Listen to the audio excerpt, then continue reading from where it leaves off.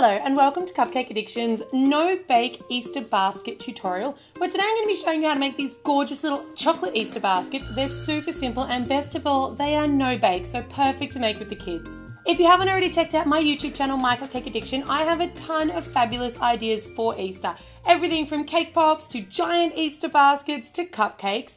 Make sure that you check it out and I will leave a link in the description box below to our full Easter playlist. The things that you'll need to make your no-bake Easter baskets: I've got a cupcake tray, I've got some melted green candy melts, I've got a little stack of cupcake cases. Now you want quite a few more of these than you're actually going to need, so make sure you've got a good little stack. I'm using some little speckled eggs. I've got a spoon, a toothpick, a couple of chocolate Twizzlers, and it's totally up to you here. You can use licourice straps, you can use any colour or flavour of Twizzler you like. I just went with chocolate because they look like the brown handle of the basket. I've also got my chosen candies to go inside. So I'm using speckled eggs, and then I've got a couple little chickens and bunnies.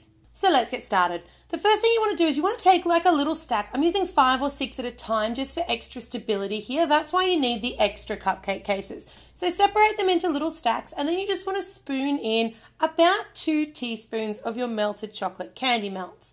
Now with these, just sort of flatten them off so they're nice and flat in the center. And then you want to grab your toothpick, and we're just going to use the toothpick to kind of drag up the sides to give it a grass effect. So you don't have to be particularly even here. Try to get them kind of different lengths and different heights, but do bear in mind that when you take these out of the cupcake wrappers, a couple of them are going to break. So try and give it quite a bit of grass so that if you lose a couple of strands of grass when you take it out of your cupcake wrapper, it's not going to be the biggest deal. Once you're happy that you've got your grass effect going all the way around, pick up your little stack of cupcake cases and pop them into your cupcake tray. That's just going to be to help them set and also to hold that round shape. You want to take one of your Twizzlers now, and you just want to fold it in half, and we're going to stick it right down into those still melted candy melts. For extra stability, we're going to take our spoon and a bit of that green candy melt and just spoon some of the candy melt kind of in around the base of where the Twizzler is joining into your basket base. This is just going to help to give it a little bit more stick and a little bit more glue. Pop that one now off into the fridge. It's going to take about 5 to 10 minutes to completely set. All right, coming back from the fridge, and our little basket is completely set, so you can remove those other cupcake cases and pop them to the side to use again.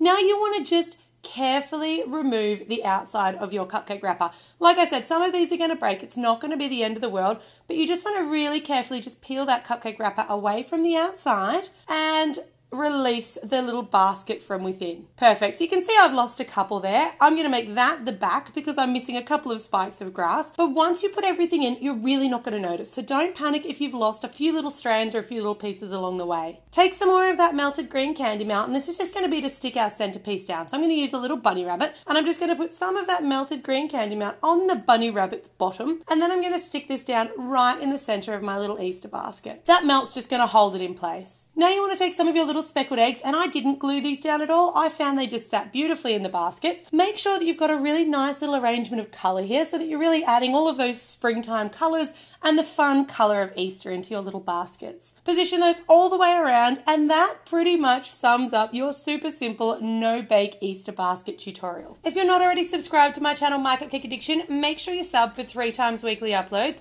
Make sure you check out that Easter playlist if you're looking for more great Easter ideas, and as always, thanks very much for tuning in.